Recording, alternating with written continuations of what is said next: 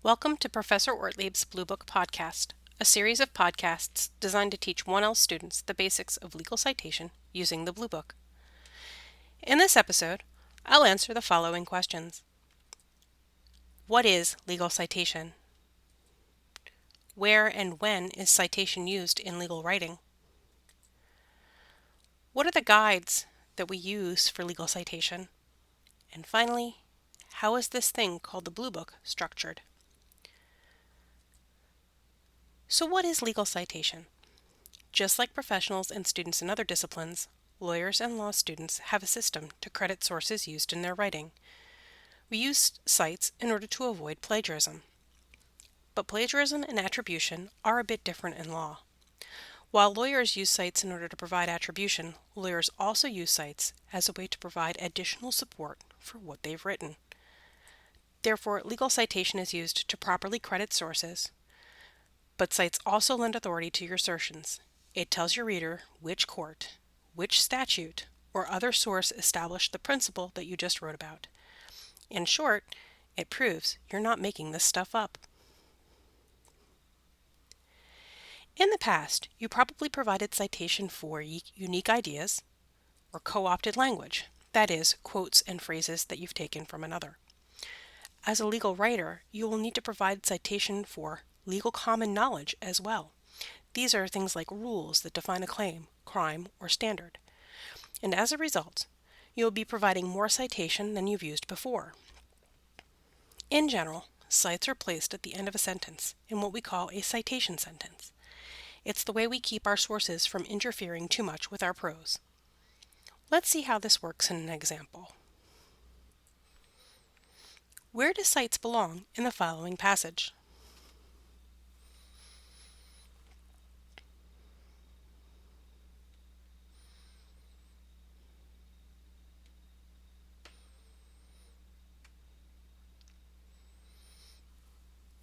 The first sentence makes an assertion about what the statute provides. You would need to cite the state statute here. The second sentence is a rule. As a rule, it too will need a cite, and in this case the cite will be to the statute or a case that states this rule. The third sentence makes an assertion about the way the relevant courts have interpreted a key term in the rule. You would need a cite here showing that at least one case has established this stated subrule. Now you might notice from this example, you now have a citation after every single sentence. In your legal writing, when writing rules or talking about cases, it's not unusual to have a cite after every single sentence. Where would you place cites in this passage?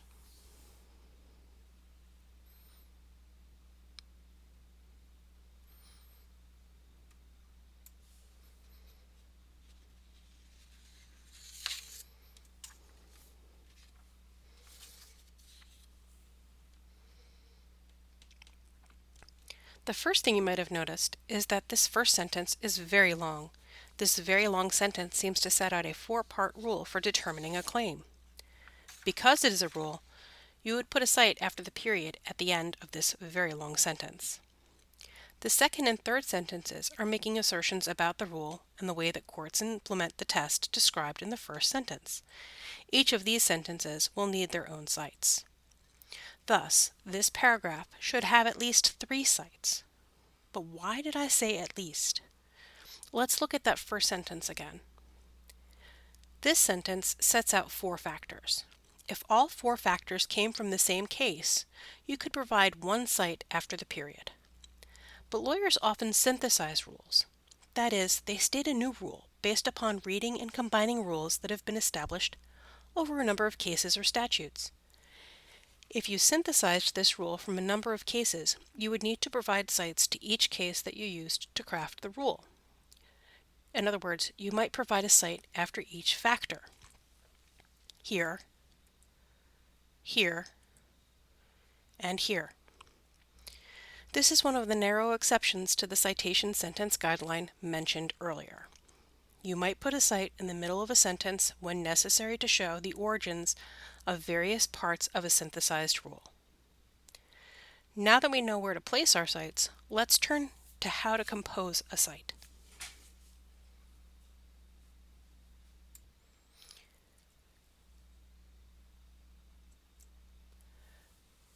You may be aware of other style guides, such as MLA from your undergraduate education, but law has its own citation and style guides.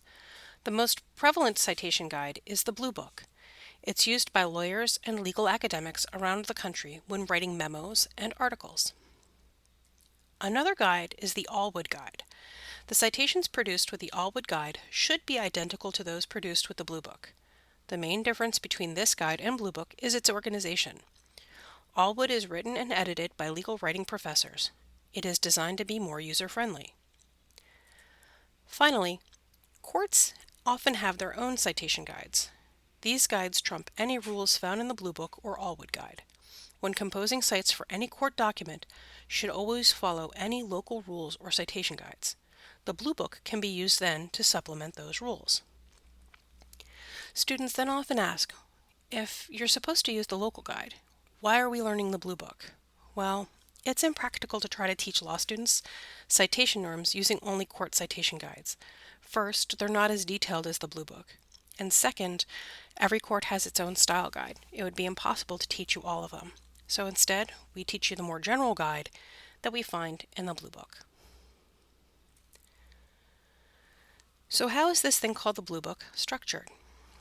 The Bluebook is organized into 5 main components: the quick reference pages, the blue pages or practitioner's notes, the Bluebook rules or the white pages, the Bluebook tables, and finally the index. Remember, the Bluebook is a reference book. It's not meant to be memorized, though you will naturally begin to memorize some general rules by virtue of your use and practice with the book. You shouldn't spend time trying to memorize each and every rule. Instead, make sure you're focusing on learning how the book is organized and how to use it efficiently. The quick reference pages can be found on the inside front and back covers of your Bluebook. The inside front cover is the reference for academic legal citation. These are what we refer to as the law review rules and examples. You can ignore these unless and until you are working on law review or writing an article. The inside back cover contains quick rules and examples for ordinary legal writing. These are the rules and examples you should consult when writing memos, briefs, and other ordinary legal documents. You'll notice that these rules are not very detailed. This quick reference can be good for looking at a quick example or refreshing your memory as to rule numbers, but you should always consult the blue and white pages for more detailed understanding of how these examples were constructed. The blue pages are the blue-colored pages you find at the start of the Bluebook. This section used to be known as the practitioner's notes, but over the last 2 to 3 editions of the Bluebook, they have been redesigned and rewritten to be more comprehensive than they were originally. The blue pages contain simplified versions of the Bluebook rules you find in the white pages. These rules tell you how to modify the white pages rules for use in memos, briefs, and court documents. The blue pages rules now feature a numbering scheme that is similar to the numbering system for white pages rules. For example, white pages Rule 10 details the citation format for cases. In the blue pages, you will find case citation rules under B10. Be sure to read the introduction to the blue pages and refer to it frequently. It will remind you of some of the general differences between law review citation and ordinary practitioner citation rules. After the blue pages, you will find the Bluebook rules or white pages. These pages contain a darker blue trim on the top of the page. These rules are the long-form detailed explanations for formatting citations of any source, from cases to statutes to periodicals. These rules also contain examples of how the rules work, but remember, these examples are assuming that you're citing the source in an academic article. Make sure you make any necessary modifications to the rules that you find in the blue pages. In addition to the citation formats, you can find some information about legal writing style. For example, Rule 5 describes how to format quotations. You can find similar rules for using symbols and numerals and even text spacing. Over the course of this podcast series, I will introduce you to many of these rules as they naturally come up. After the white pages, you'll find Bluebook's tables. The tables are printed on white paper with dark blue outside margins. Once you're familiar with basic citation rules, you will find that you will use your Bluebook most for the tables found here. The tables are your guide to the abbreviations that you will use in your citations.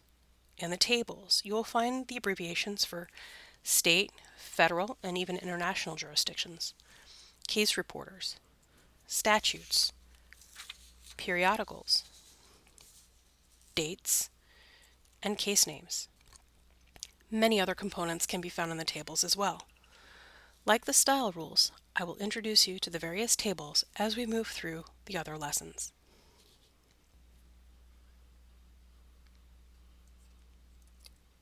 The last section of the Bluebook is the index. These pages are plain white with no color trim. It is here that you can track down any rule. As I said earlier, the Bluebook is not something to memorize. It's a tool that you need to learn how to use. As such, make sure you do refer to the index and read through pieces of it carefully so that you're familiar with the terms it uses and the order in which it classifies its information and rules. You may have noticed that I've been describing the colors of these pages in each section. I did this to highlight one of the features designed to make your Bluebook easier to use. If you turn your Bluebook to the side, you can clearly see where each main section starts and ends. But feel free to make your Bluebook more user-friendly. Add tabs, take notes, highlight and underline in it. The Bluebook is not a text that you should plan on selling back at the end of the year. It's a reference book that you're going to need throughout your time in law school and in practice. You have now completed the Introduction to the Bluebook and Legal Citation podcast. You're ready to move on to the first citation lesson. In the next lesson, you will learn the main components of a basic case citation.